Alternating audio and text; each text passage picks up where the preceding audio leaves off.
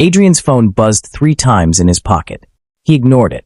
Behind him, his second-in-command Marco shifted his weight, the kind of movement that meant we're going to be late without saying the words out loud.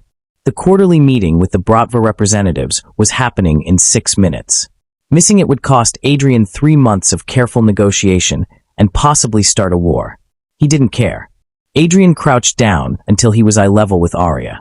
Up close, he could see the tear tracks cutting through the dust on her cheeks, the way her small hands were balled into fists at her sides. But her eyes weren't scared. They were focused like a soldier's. "Who taught you those words?" Adrian asked, switching to English.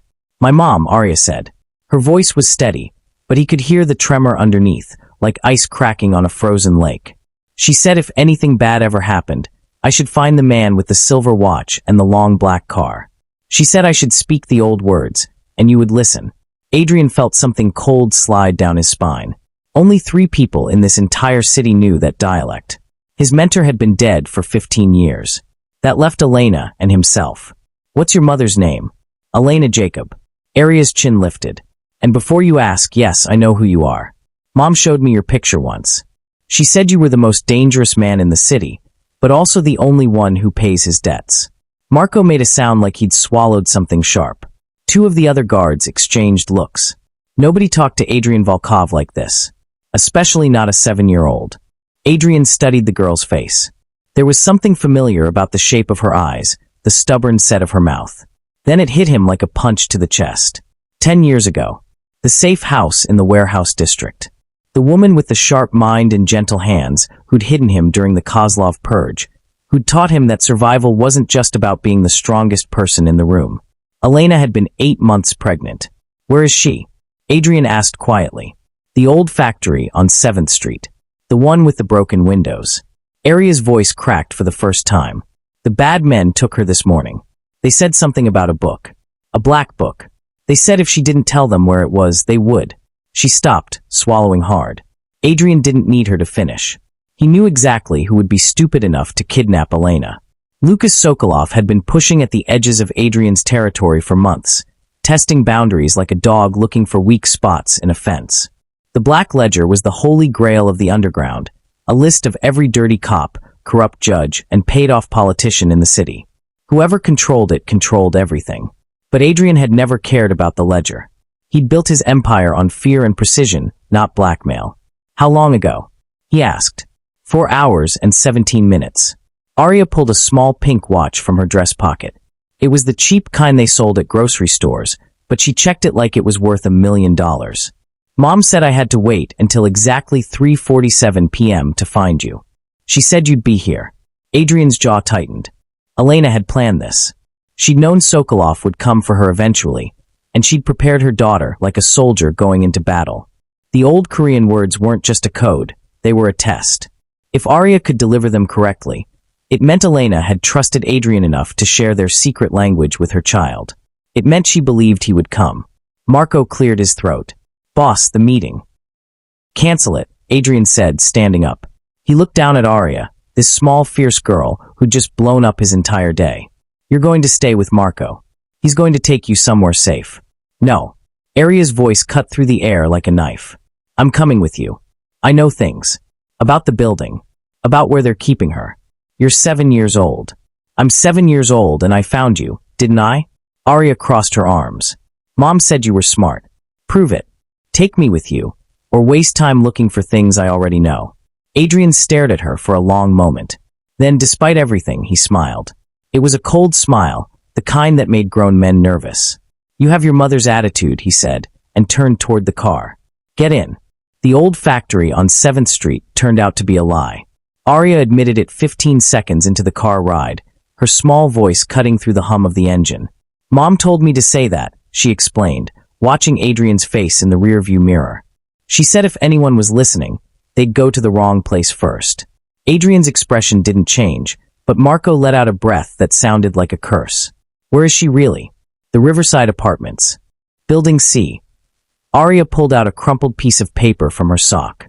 On it was a child's drawing, stick figures, boxes for windows, X marks on certain floors. "3rd floor, corner unit. But we can't use the front entrance." Marco drove them to a street 3 blocks away from the apartments. Through the windshield, Adrian could see the complex rising like a broken tooth against the gray sky. The riverside had been condemned 2 years ago, its windows covered with plywood, its walls streaked with water damage and graffiti. It was the kind of place people avoided, which made it perfect for hiding something you didn't want found. Sokolov has 4 men watching the main entrance, Arya said, pointing at her drawing. 2 in the lobby, 2 on the fire escape. But there's a hole in the fence behind the laundromat next door. It leads to the basement loading dock. Adrian studied the girl. She'd drawn the building with surprising accuracy, including details most adults would miss. How do you know all this? Mom and I lived here for 3 months last year. Arya folded the paper carefully. Before we moved to the south side, I used to explore while she worked. The basement door doesn't lock right. You just have to kick it near the bottom hinge. They left the car in an alley and moved on foot. Marco went first, his hand resting on the gun beneath his jacket. Adrian stayed close to Arya, matching his steps to her smaller ones. The laundromat was closed, its windows dark. The fence behind it sagged in the middle, and sure enough, there was a gap just wide enough for a person to squeeze through. The basement smelled like mold and rust. Arya led them past washing machines that had been gutted for parts, around puddles of water that had leaked through the ceiling. She moved with confidence, never hesitating, her small hand trailing along the wall like she was reading Braille. "There's a stairwell in the back," she whispered. "It goes all the way up, but the 4th and 5th floors are blocked off. We need to stop at 3. The stairwell was worse than the basement. Half the lights were broken, and the ones that worked flickered like dying fireflies. Their footsteps echoed off concrete walls covered in peeling paint. Adrian counted each floor as they climbed, his eyes scanning for movement, his ears tuned for any sound that didn't belong. At the 2nd floor landing, Arya held up her hand. They froze. Voices drifted down from above. 2 men speaking Russian, their words lazy with boredom. One of them was complaining about missing a soccer game. The other laughed and said something crude about Sokolov's taste in hideouts. Arya pointed to a door marked maintenance. She pressed her finger to her lips and turned the handle slowly. It opened without a sound. Inside was a narrow hallway that ran parallel to the main corridor, lined with pipes and electrical boxes. A service passage. They followed it until Arya stopped at a section of wall. She pushed, and a panel swung inward. Another door, this one hidden behind a sheet of drywall that had been cut and replaced so many times it moved like a cabinet. "This comes out near the corner unit," Arya whispered. "But there's a man in the hallway. He sits in a chair by the window and smokes. Every 12 minutes, he gets up to look outside. That's when we move." Marco checked his watch. Adrian looked at Arya, this impossible child who navigated danger like other kids navigated playground equipment. "How do you know he does it every 12 minutes? "I counted yesterday." Arya's voice was matter of fact. "Mom taught me. She said patterns are everywhere if you know how to look." They waited in the darkness behind the panel. Adrian could hear his own heartbeat, slow and steady. Beside him, Marco breathed through his nose, professional and calm. And Arya stood perfectly still, watching the seconds tick by on her cheap pink watch. At exactly 12 minutes, they heard a chair squeak, followed by footsteps moving away. Now Arya whispered. They moved. The hallway smelled like cigarette smoke and rotting carpet. Adrian moved along the wall, his shoes silent against the stained floor. Marco took point, checking each doorway they passed. Arya stayed between them, small and focused, her hand gripping the edge of Adrian's jacket. The guard's chair sat empty by the window, still warm. Through the grimy glass, Adrian could see the street below. Normal people living normal lives, unaware that 10 feet above their heads, violence was coiling like a spring. Then he saw the door. Unit 3C. The paint was peeling, and someone had scratched marks into the wood, maybe counting days or keeping score of something that didn't matter anymore. Behind that door was Elena. The thought hit Adrian like a physical blow, and suddenly he wasn't in the hallway anymore. 10 years ago. Winter. The warehouse district. Adrian had been 23 and bleeding from a knife wound in his side. The Kozlov family had turned on his mentor without warning, killing everyone connected to the old man's organization. Adrian had escaped through a window, running through snow that turned pink with his blood. He'd stumbled into a warehouse, desperate and half-dead, expecting to find shelter or at least a place to die quietly. Instead, he'd found Elena. She'd been working late, doing inventory for a shipping company that didn't ask questions. When Adrian crashed through the door, she hadn't screamed. She'd looked at him, really looked, the way most people didn't, and said, "You're hurt." She'd hidden him in a storage room behind crates of engine parts. For 3 days, while Kozlov's men swept the district, Elena brought him food, water, and medical supplies she bought with her own money. She never asked his name, never asked what he'd done or who he was running from.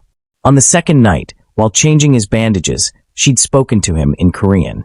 Not the common kind people used in restaurants or shops, but the old formal dialect, the kind Adrian's mentor had taught him in secret. "How do you know that language?" He'd asked, shocked. "My grandmother," Elena had said, her hands steady as she worked. "She was a translator before the war. She taught me that some things are too important for modern words." She'd paused, meeting his eyes. "Loyalty is a language spoken in silence. You don't owe me explanations. You don't owe me anything. But if you survive this, remember, debts aren't always about money." Adrian had survived. 3 days later, Kozlov's men moved on, and Elena helped him slip out through the loading docks. He'd tried to pay her, tried to offer protection, but she'd refused. "Just remember," she'd said, "someday, someone else will need silence. Give it to them." He'd never seen her again. Until now. The present. The hallway. Marco's hand on his shoulder pulled Adrian back to reality. "Boss. You good?" Adrian blinked, refocusing on the door to Unit 3C. His side didn't hurt anymore. The knife wound had healed years ago, leaving only a thin scar. But the memory was fresh, sharp as the day it happened. Elena had saved his life when she had no reason to. She'd asked for nothing in return. And now her daughter was standing beside him, trusting him the same way her mother had trusted a bleeding stranger in a warehouse. Loyalty is a language spoken in silence. Arya tugged on his jacket. "There's 2 more guards inside," she whispered. "I heard them talking yesterday when I followed the bad men here. One stays by the door. The other one walks around. You followed them?" Marco's voice was tight with controlled anger. "Kid, that's smart," Adrian interrupted, his voice quiet. He looked down at Arya. "Your mother taught you well." Arya nodded, solemn. She said sometimes the smallest person in the room is the one nobody watches. Adrian felt something shift in his chest, like a lock turning. He'd spent 10 years building walls around himself, treating every relationship like a business transaction. He'd convinced himself that the debt to Elena was paid the moment he sent anonymous money to her accounts, the moment he made sure her neighborhood stayed safe from territorial disputes. But debts weren't always about money. They were about showing up when someone spoke your secret language. They were about remembering that once, you were the one who needed silence. "Marco," Adrian said, his voice dropping into the cold, controlled tone that meant decisions had been made. "We go in quiet. Non-lethal if possible. But if they've hurt her." "Understood, boss." Adrian's hand moved to the gun at his hip. Then he looked at Arya one more time. "Stay behind us. No matter what you hear, you don't come through that door until I say. Clear?" "Clear," Arya whispered. Adrian turned the handle. Adrian's hand froze on the doorknob. Something wasn't right. The apartment was too quiet. No voices, no movement, nothing but the distant hum of traffic from the street below. He'd raided enough places to know the difference between empty silence and waiting silence. This was waiting silence.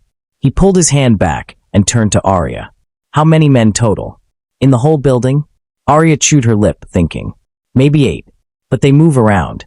It's like..." She trailed off, then reached into her dress pocket and pulled out 3 small plastic dolls. The cheap kind sold in dollar stores, their hair matted and their clothes drawn on with marker. Marco made a sound that might have been a laugh or a cough. "Kid, this isn't the time for..." "Sure." Arya knelt on the floor, setting the dolls down in a pattern. "This is how I kept track yesterday. Red dress is the smoker by the window. Blue shirt is the one who walks the hallways. Yellow pants is the man who stays in the stairwell." She moved the dolls like chess pieces, her small fingers precise. Red dress moves every 12 minutes. Blue shirt every 7. Yellow pants doesn't move at all unless someone comes up the stairs. Then he radios the others. Adrian crouched beside her, watching. The pattern she was showing him matched what they'd seen so far. The smoker by the window. The empty stairwell they'd avoided. But there was more. These 3, Arya continued, pulling out more dolls from her other pocket, stay on different floors. One in the basement, we already passed him.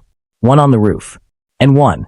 She placed the last doll directly in front of the door to Unit 3C. Right here. Inside. With my mom. You memorized all of this? Adrian asked quietly. Mom taught me a game, Arya said, not looking up. She called it invisible tag. You watch people and try to guess where they'll be next. If you're right, you get a point. If you're wrong, you have to start over. Her voice got smaller. We played it in every new place we lived. She said it was important to always know where the exits were. Adrian felt that cold weight in his chest again. Elena hadn't just been hiding from random danger. She'd been training her daughter to survive in a world where knowing guard patterns could mean the difference between living and dying. Show me the roof guard, he said. Arya moved one doll to the side. He comes down every 20 minutes to smoke with red dress. They talk for exactly 3 minutes, then roof guard goes back up. But there's a problem. She pointed to another doll. Blue shirt always walks by the door right after roof guard leaves. If we go in during the smoke break, blue shirt will hear us. Marco leaned in, studying the doll arrangement like it was a military briefing. What about the basement guard? He does rounds every half hour. Checks all the doors in the loading area, then goes back to his spot. Arya glanced at her pink watch. He just started his round 4 minutes ago. We have 26 minutes before he comes back. Adrian pulled out his phone, ignoring the 17 missed calls from his associates. He opened the timer app and set it for 26 minutes. Then he looked at Marco. The smoker moves in 8 more minutes. When he does, we have a 3-minute window before blue shirt makes his round. That's when we go in. What about the guard inside with Elena? Marco asked. Arya picked up the doll, representing the inside guard. He sits in a chair facing the back window. I saw him through the crack in the door yesterday. He doesn't move much. Just sits and looks at his phone. His back to the door? Most of the time. But every few minutes he turns around to check. Arya demonstrated with the doll, rotating it in small movements. Mom says people who are bored make patterns without knowing it. This guy turns around every time he finishes scrolling on his phone. Takes him about 90 seconds. Adrian studied the 7-year-old girl who was giving him better intelligence than most of his paid informants could manage. She'd turned terror into a game, survival into doll patterns, because her mother had taught her that fear was useless but information was power. You're going to wait here, Adrian said firmly. In this maintenance passage. If anything goes wrong. I run, Arya finished. I know. Mom told me. If you don't come out in 15 minutes, I go to the police station on Market Street and ask for Officer Chin. He owes Mom a favor. Of course Elena had a backup plan. Of course she'd prepared her daughter for every possibility. Adrian checked his timer. 6 minutes until the smoker moved. Marco. Non-lethal takedown on the inside guard. I'll handle the rest. Copy that, boss. They waited in silence, watching the seconds count down. The door to Unit 3C opened without a sound.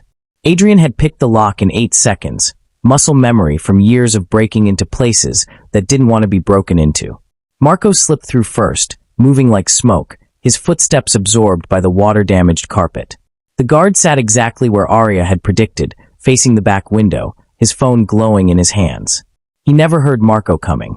One precise strike to the pressure point on his neck, and he slumped forward, unconscious before he could make a sound. But the apartment was empty. No Elena. No other guards. Just abandoned furniture and the smell of mildew. Adrian's jaw tightened. He checked every room. The bathroom with its cracked mirror, the kitchen with its rusted sink, the bedroom with nothing but a stained mattress on the floor. Nothing. Boss, Marco called from the window. He was looking down at something in the alley below. Adrian joined him. 3 stories down, a black SUV was parked behind the building, its engine running. And standing beside it, smoking a cigarette like he had all the time in the world, was Lucas Sokolov. Adrian's phone buzzed. Unknown number. He answered without speaking. Adrian Volkov, Sokolov's voice came through, smooth and pleased with itself. I was wondering how long it would take you to find my little trap. Through the window, Adrian watched Sokolov wave up at him. The girl was convincing, wasn't she? Sokolov continued. So small and scared. So desperate. I knew you couldn't resist playing the hero. Adrian's voice was ice. Where is Elena? Safe. For now. Sokolov flicked his cigarette away. But we both know she's not why you really came. You want what everyone wants, the Black Ledger. The names. The power. I don't care about your book. Sokolov laughed, the sound sharp through the phone. Of course you do. Everyone cares. Why else would you drop everything and rush to rescue some woman from your past? Unless. He paused, and Adrian could hear the smile in his voice. Unless you actually believe that honor and loyalty mean something in our world. How disappointing. Tell me where she is. Rooftop. My building. 42nd floor. Sokolov's tone shifted, becoming businesslike. I have the ledger with me. Elena tried to be clever, hiding it in 6 different locations, but people talk when you apply the right pressure. Come alone. We'll make an exchange, the woman for your cooperation. My cooperation? You control the east side. I want it. Work with me, and Elena goes free. Refuse, and she goes over the edge of my very tall building. Sokolov checked his watch. You have 1 hour. I suggest you drive fast. The line went dead. Marco was already moving toward the door. It's a trap. He'll have 20 men waiting. I know. Adrian looked back at the window, at the empty apartment that had been staged like a theater set. Sokolov had used Arya like bait, counting on Adrian's debt to Elena to pull him out of position. Smart. Ruthless. Exactly the kind of move Adrian would have made. Except Sokolov had made one mistake. He'd assumed Adrian came for power. Adrian walked back into the hallway where Arya was waiting, her dolls clutched in one hand, her eyes wide. Is she there? No. But I know where she is. Adrian knelt down to her eye level. I need you to tell me everything you know about a tall building on the north side. 42 floors. Sokolov's headquarters. Arya's face went very still. The glass tower? With the red logo? That's the one. Mom and I watched it for 2 weeks last month. Arya's voice was barely a whisper. She made drawings. Lots of drawings. They're hidden in our apartment. Adrian checked his watch. 57 minutes. Sokolov's building was a 20-minute drive, maybe 15 if Marco broke every traffic law in the city. That left 40 minutes to plan an assault on a fortress, outnumbered and outgunned. But he'd stormed fortresses before. Marco, call Victor and Chun. Tell them to meet us at the glass tower, south entrance. Full gear. Adrian stood, his mind already running through scenarios, calculating angles and odds. We're going to need a distraction. What kind of distraction? Marco asked. Adrian looked at Arya, this 7-year-old girl who turned observation into a game and danger into doll patterns. The kind, he said quietly, that Sokolov will never see coming. The glass tower rose into the evening sky like a blade. Adrian stood in the lobby, hands visible and empty, while Sokolov's guards patted him down for weapons. They found his gun, his knife, and the small tactical radio in his jacket pocket. They missed the one in his shoe. Smart boy, one of the guards muttered, pocketing Adrian's weapons. Boss is waiting on 42. The elevator ride took 90 seconds. Adrian counted each one, syncing his internal clock with the plan. Marco and Arya had entered through the service entrance 3 minutes ago. By now, they should be in the maintenance tunnels that ran behind the building's walls. Passages that Arya and Elena had mapped during their 2-week surveillance. The elevator doors opened to a penthouse that looked like it cost more than most people earned in a lifetime. Floor-to-ceiling windows. Marble floors. Furniture that belonged in museums.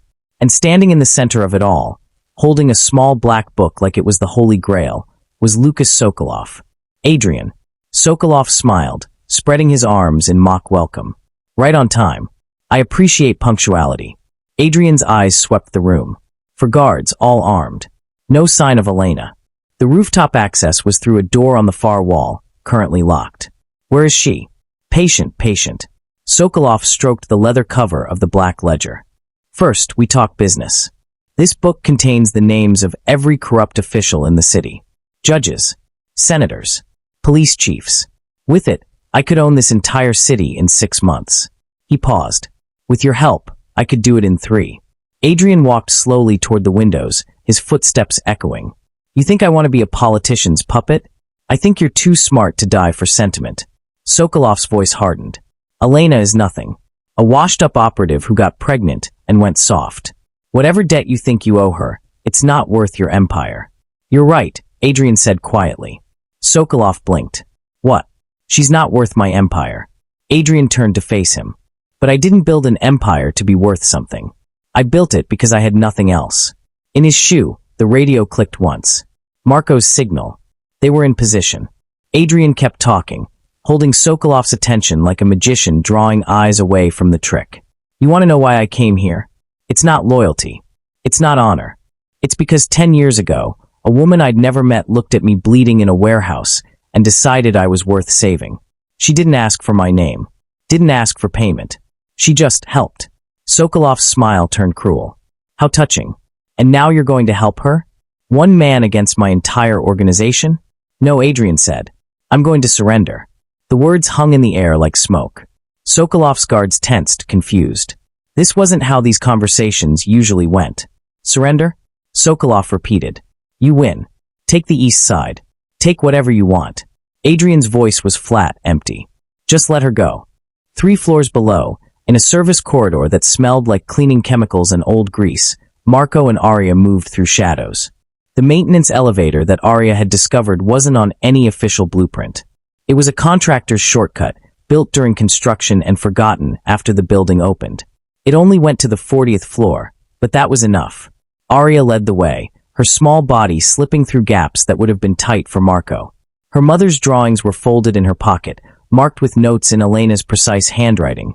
Guard station, 40th floor, east corner. Holding room, 40C. Air vent access, north wall.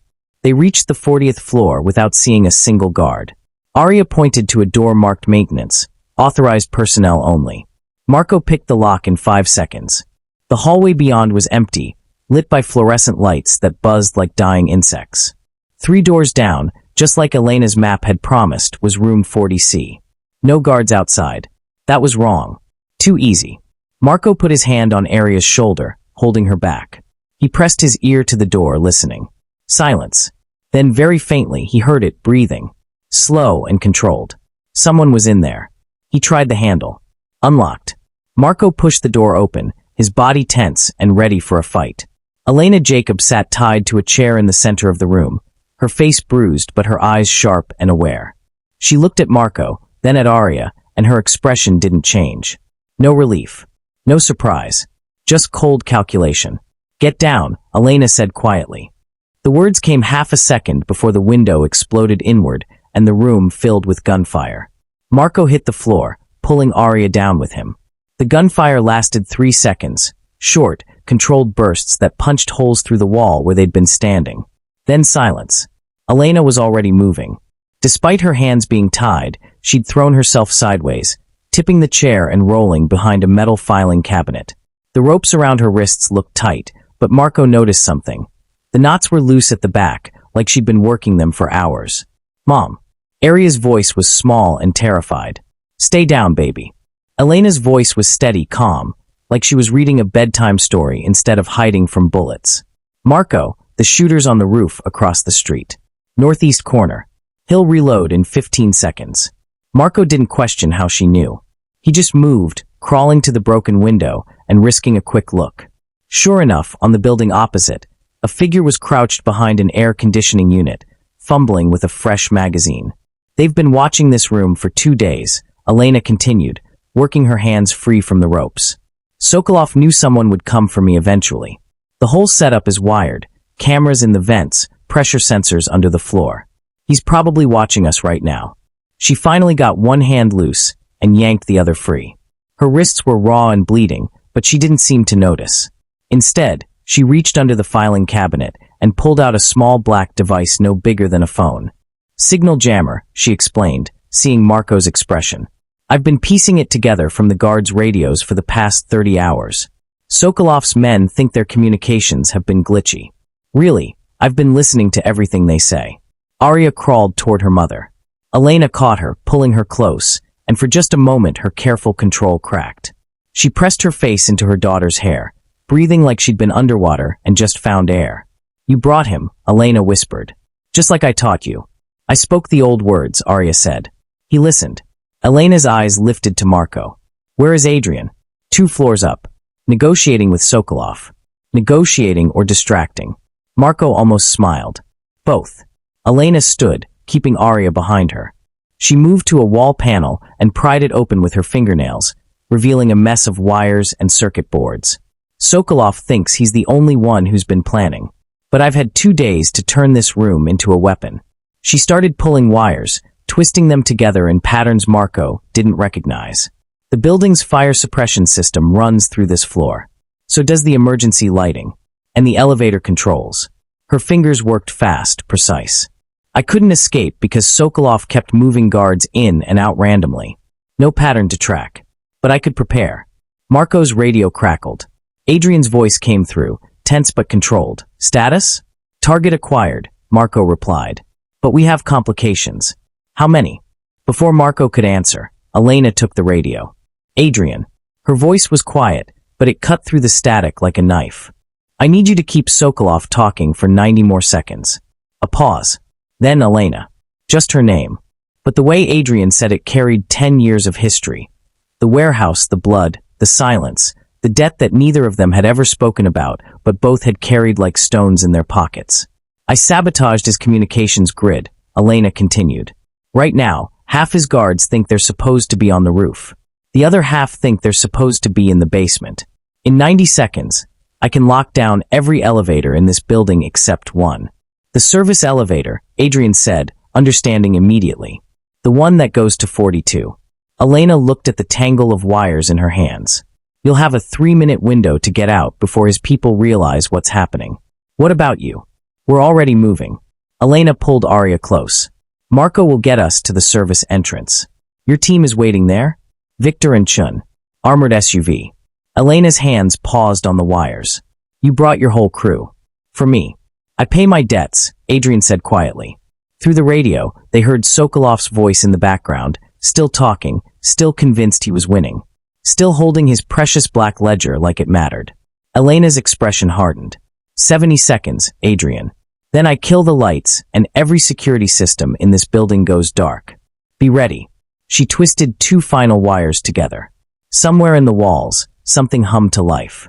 I'm ready, Adrian said. Elena looked at Marco, then at Arya. Her daughter's face was smudged with dirt and fear, but her eyes were steady. Let's go home, Elena whispered. Then she pressed the button, and the building went dark.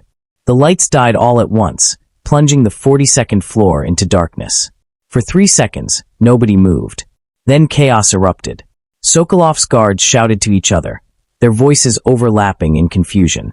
Emergency backup lights flickered on, casting everything in dim red that made shadows jump and twist. Adrian stayed perfectly still, counting in his head. Elena had given him 90 seconds. He'd already used 20. What did you do? Sokolov's voice cut through the noise, sharp with anger. Nothing, Adrian said truthfully. But I think your building is falling apart. One of the guards spoke rapidly into his radio. Static answered him. He tried again, then swore in Russian. Communications are down, the guard reported. All channels. Sokolov's face went hard. He raised the black ledger like a shield. Doesn't matter. The building is locked down. Nobody gets in or out without my authorization. Adrian smiled. It wasn't a nice smile. You sure about that? 3 floors below, Elena, Marco, and Arya ran. The hallway was dark except for the emergency lighting. Somewhere behind them, guards were shouting, trying to figure out why their radios had stopped working. Elena led them to a stairwell, then passed it to a door marked electrical, danger high voltage. Through here, she said, pulling it open. Inside was a narrow passage lined with pipes and cables. Arya slipped through first, her small body perfect for the tight space. Marco followed, his broad shoulders barely fitting. They emerged in a mechanical room that hummed with the sound of air handlers and water pumps. Elena went straight to a control panel on the wall, her fingers flying over buttons and switches. The fire suppression system, she explained, not looking away from her work. Sokolov disabled most of the building's safety features to avoid triggering alarms during his operations. But I reactivated this one. She pulled a lever. It's on a manual trigger now. Arya stepped forward. I can reach it. Elena looked at her daughter, this brave, brilliant 7-year-old who'd crossed the city alone to find a dangerous man, who'd memorized guard patterns with dolls, who'd led them through a building like she was reading a map only she could see. When I tell you, Elena said softly, you pull this lever all the way down. It will release chemical foam throughout the entire 42nd floor. The guards won't be able to see, but it will only last about 2 minutes before the ventilation clears it. Arya nodded, her hand resting on the lever. Elena checked her watch. 60 seconds. On the 42nd floor, Adrian was running out of time. Sokolov had figured out something was wrong. His guards had formed a tight circle around him, guns drawn, eyes scanning the shadows. The door to the rooftop was still locked. The elevators weren't responding. "You think you're clever," Sokolov said, his voice tight. "But you're trapped up here with us. Whatever your plan is, it ends when my backup arrives." "Your backup," Adrian said calmly, "thinks they're supposed to be on the roof. Or in the basement. I forget which." Sokolov's eyes narrowed. "Elena. She sends her regards." The black ledger in Sokolov's hand trembled slightly. "Where is she?" Adrian checked his watch. 30 seconds. "Somewhere you'll never find her." Then his shoe radio clicked 3 times. Elena's signal. "Get ready." Adrian closed his eyes, memorizing the positions of every guard in the room. For men, 2 on his left, slightly behind Sokolov. 2 on his right, blocking the elevator. The emergency lighting cast their shadows long across the marble floor. 10 seconds. Adrian's hand moved slowly to his belt buckle. The guards tensed, but didn't shoot. They thought he was unarmed. They'd searched him. They'd found his weapons. They hadn't found the ceramic blade built into the buckle, too small to set off metal detectors, sharp enough to cut through rope or flesh. 5 seconds. "Last chance," Sokolov said. "Join me, or—" The ceiling vents exploded with white chemical foam. It poured into the room like a waterfall, thick and blinding, filling the air with mist that smelled like detergent and burned the eyes. The guards shouted, firing wild shots at nothing. Bullets punched through windows, into walls, into the expensive furniture that Sokolov had bought with blood money. Adrian moved. He'd already memorized their positions. Didn't need to see. First guard went down with a strike to the throat, non-lethal, like Marco had taught him. Second guard took a knee to the ribs and collapsed, gasping. The ceramic blade flashed in Adrian's hand. He used it to cut the third guard's belt, sending his pants and holster to the floor. The man stumbled, blinded by foam, and Adrian swept his legs out from under him. The fourth guard got smart and stopped shooting. But by then it was too late. Adrian was already behind Sokolov, the blade pressed against the man's throat, the black ledger falling from his hands to the foam-covered floor. "Nobody moves," Adrian said quietly. In the white chemical mist, nobody could see him, but everyone could hear the cold certainty in his voice. The chemical foam cleared in 90 seconds, just like Elena had predicted. When the white mist faded, Sokolov's guards found themselves staring at their boss on his knees, Adrian's blade still pressed against his throat, and their own weapons scattered across the floor in pieces. Adrian had field-stripped each gun while they were blind, muscle memory from years of handling firearms turning the work into something automatic. "Call them off," Adrian said quietly. Sokolov's face was red with rage and humiliation, but he wasn't stupid. He pulled out his phone, the one thing Adrian had left him, and sent a message to his entire organization. "Stand down. Cease operations. Return to base." By the time Victor and Chun arrived with 12 more of Adrian's people, the glass tower was secure.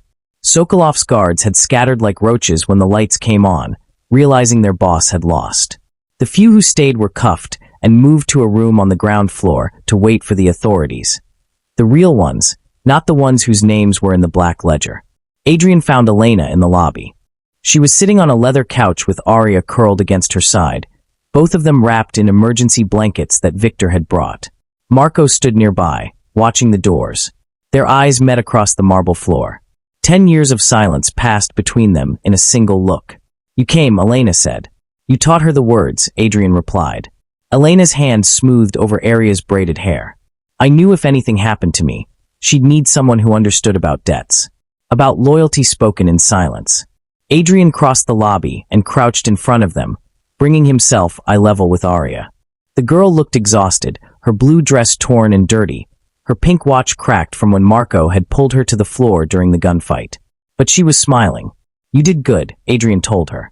"Your mom would be proud." "Mom is right here," Aria said, practical even in her tiredness. "And she already told me I did good." Despite everything, the violence, the danger, the decade of weight on his shoulders, Adrian laughed. It was a small sound, rusty from disuse, but real. Elena watched him with careful eyes. "What happens now?" "Now." Adrian stood, looking around at the building Sokolov had used as his fortress. "Now I make sure you're both safe. I have a property on the north side. Reinforced doors, security system, 24-hour guards. No one gets in without my approval." "A cage," Elena said softly. "Just a nicer one." "A home," Adrian corrected. "With a yard for Aria." Good schools nearby. A life. Elena's expression shifted, something breaking through her careful control. Why? The question hung in the air like smoke. Why risk his empire? Why abandon his meeting? Why come running when a 7-year-old spoke words he'd thought were buried with his mentor? Adrian looked at Arya, this small brave girl who turned fear into doll games and danger into patterns. Then at Elena, the woman who'd saved his life and asked for nothing in return except that he remember how to help someone else. Because 10 years ago, you showed me that power doesn't have to be about profit, he said.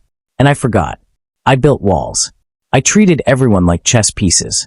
I convinced myself that being alone made me strong. He paused, choosing his next words carefully. But you were pregnant when you saved me. You had everything to lose, and you helped anyway. That's not weakness. That's the strongest thing I've ever seen. Elena's eyes were bright with unshed tears. Arya had fallen asleep against her shoulder, exhausted from her impossible day. I don't want your empire, Elena whispered. I just want my daughter to be safe. She will be, Adrian promised. Both of you will be.